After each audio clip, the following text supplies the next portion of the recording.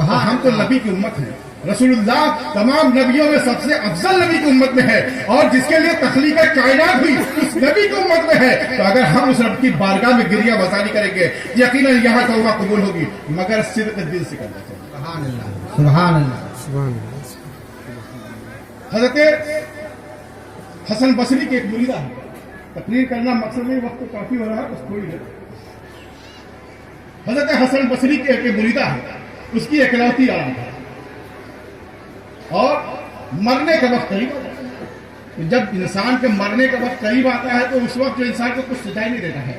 وہ سوچتا ہے جتنے جو ہے آیتیں اور جتنے بزرگوں کے واقعات جو بھی ہو سب یاد رہتے, سب توبہ کرتا ہے کہ اللہ جہاں کو مارنا ہے اب کوئی بتا سکتا نہیں, کیونکہ جب موت آ گئی ہے تو کوئی ٹال نہیں سکتا ہے. اس کو کچھ ہی اولیاء اکرام کے اختیار کلی ہے جو ٹال کے, ایک ہے قضائے مبرم, ایک ہے شبہ قضائے مبرم. قضائے مبرم کے بارے میں علماء کا کہنا ہے کہ جو ہے ٹلتی نہیں ہے, مگر صوفیہ کے نزدیک یہ ہے کہ قضائے مبرم ٹلتی ہے اور وہ یہ جو ہے یہ مرتبہ اگر حاصل ہے حضور سیدنا غوث الاعظم شیخ عبد القادر محی الدین جیلانی کا. ہر ولی کو اختیار نہیں ہے. اللہ رب العزت جس کو اپنا فضل خاص فرماتا ہے یہ اسی کا اختیار کلی عطا فرماتا ہے.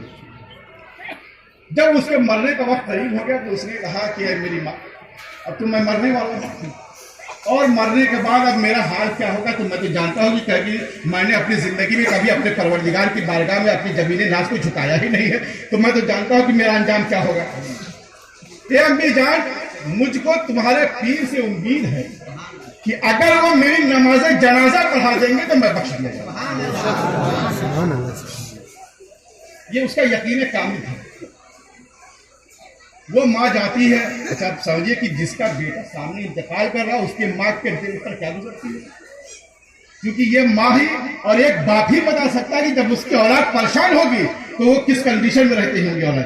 اولاد جب پریشان ہوتی ہے تو ماں باپ کس کنڈیشن میں رہتے ہیں یہ ان کے دل سے پوچھنے والوں. بھل میں کچھ لوگ ظاہر کرتے ہیں کچھ لوگ نہیں کرتے.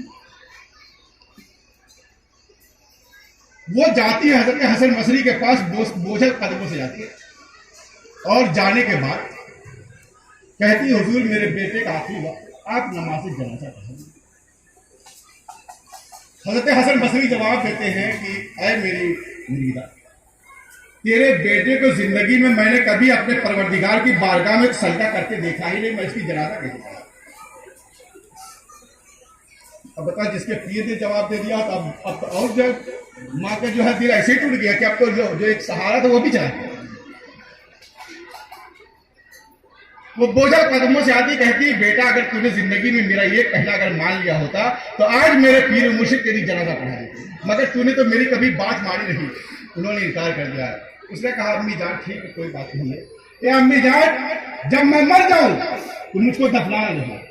اے امی جان جب میں مر جاؤں تو میرے پیروں میں رسی باندھنا اور مجھ کو اس شہر کی گلیوں میں گھمانا تاکہ لوگ دیکھیں کہ رب کی بارگاہ میں نافرمانی کرنے والے کا انجام کیا ہوتا ہے.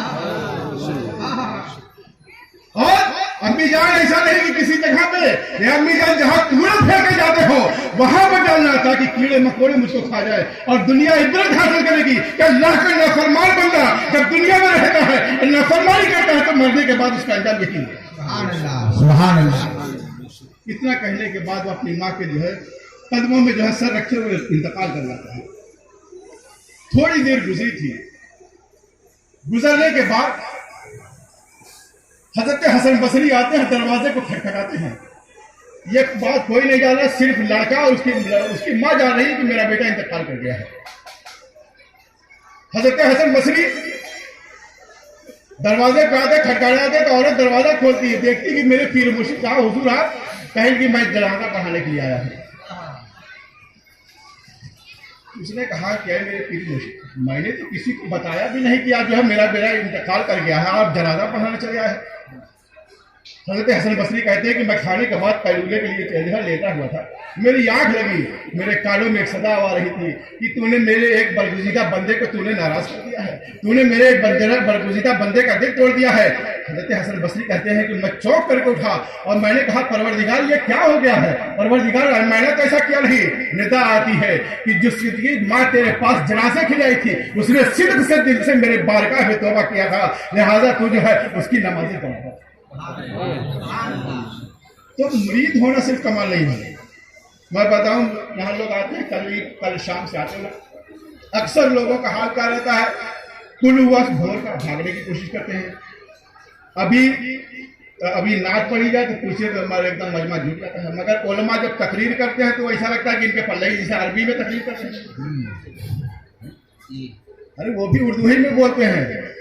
اور میں بتاؤں شعرا جتنے پڑھتے ہیں شاید 10-20 لوگ ایسے ہوں گے جو شعرا کے اشعار کو سمجھتے ہوں گے، ورنہ جو ہے وہ بازو حافظ جاہل کو والی مثال کہی جائے تو ہی ہوگی.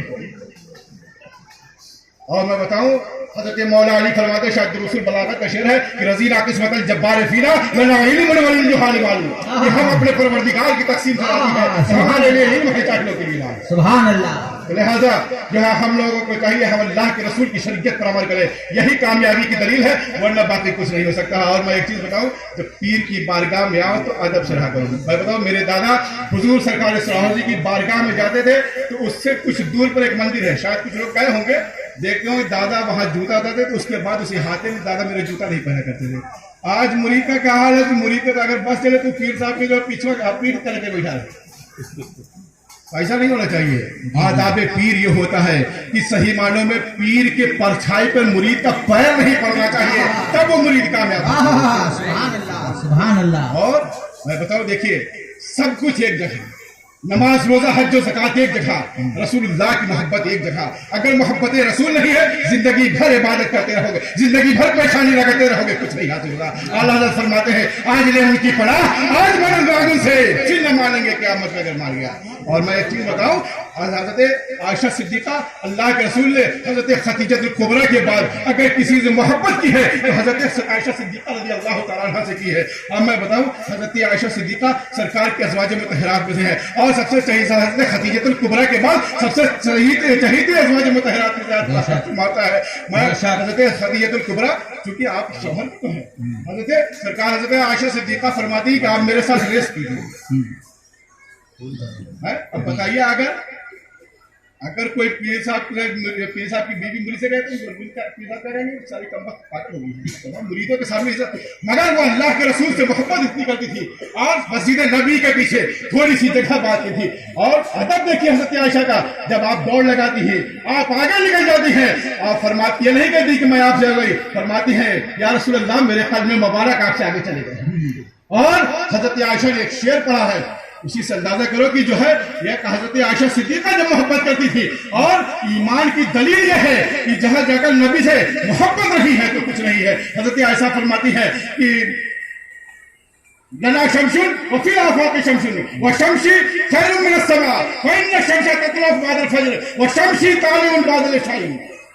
عائشہ فرماتی ہے کہ ایک آسمان کا سورج کا چاند ہے اور ایک آسمان کا سورج ہے اور ایک میرا سورج ہے. اور آسمان کا سورج دوسرے مسلم کہتی ہے فإن الشمس تطلع بعد الفجر، اور آسمان کا سورج فجر کے بعد طلوع ہوتا ہے. والشمس طالع بعد العشاء، اور میرا سورج عشاء کے بعد. سبحان اللہ. ماشاء اللہ. لہذا کیا کہنے کا مطلب کیا تھا حضرت عائشہ کا کہ فجر کے بعد تو سورج طلوع ہو جاتا ہے، مگر رسول اللہ جب عشاء کی نماز سے فارغ ہو جاتے ہیں، جب اپنی تمام ضروریات سے فارغ ہوتے ہیں تو حجرہ عائشہ میں داخل ہوتے ہیں. حجرہ عائشہ منور ہو جایا کرتا ہے، حجرہ عائشہ روشن ہو جایا کرتا ہے. لہذا ہے میرے بھائی مرید ہونا کمال نہیں ہے، شریعت پہ قائم رہنا کمال ہے. اگر شریعت ہے تو پیر بھی بچائے گا ورنہ پیر بھی نہیں بچا سکتا. سبحان اللہ. سبحان اللہ. اور میرے بھائی ایک چیز میں آخری بات کہہ کے میں رخصت ہو رہا ہوں، تقریر کرنا نہیں تو تھوڑا سا بول گیا. اور علماء بیٹھے ہیں، اگر غلطی ہوئی تو میں معذرت چاہتا ہوں ان لوگوں سے، کیونکہ یہ لوگ میرے سر کا تاج ہیں علماء لوگ. اور میرے بڑے بھائی سید محمود حسن صاحب سجاد الشی خانقاہ سریہ بھی بیٹھے ہوئے ہیں، ان کی بارگاہ میں بڑی ادب کے ساتھ اگر غلطی ہوئی تو معذرت چاہتا ہوں. جو ہے کہ دیکھیے بس آخری بات میں کہتا ہوں کہ آپ لوگ جب آئیے تو پورے پروگرام میں شرکت کیجیے، ورنہ آئیے نہیں. کیوں آپ کرایہ برباد کر کے رات بھر جگ کر کے آتے ہیں؟ उससे बेहतर घर ही से फातिहा पढ़िए। और अगर आए हैं तो पूरे प्रोग्राम को आप सही तरीके से उसको जो है आप कीजिए, उसमें शरीक रहिए। उसके बाद जाइए परवरदिगार की बारगाह में अल्लाह हमें और आपको सिरात मुस्तकीम पर चलने की तौफीक अता फरमाए और नमाजों का पाबंद बनाए और शरीयत मुतहरा के खिलाफ अल्लाह रब्बुल इज्जत हम लोगों को कभी भी कदम रखने की तौफीक अता फरमाए। कभी हम लोग शरीयत के खिलाफ कोई कदम न रखें। परवरदिगार की बारगाह में है कि हमें और आपको शरीयत मुतहरा का पाबंद बना दे। अस्तगफिरुल्लाह रब्बी मिन कुल्लि ज़ंबि व अतूबु इलैहि व मा अली बिल बसर।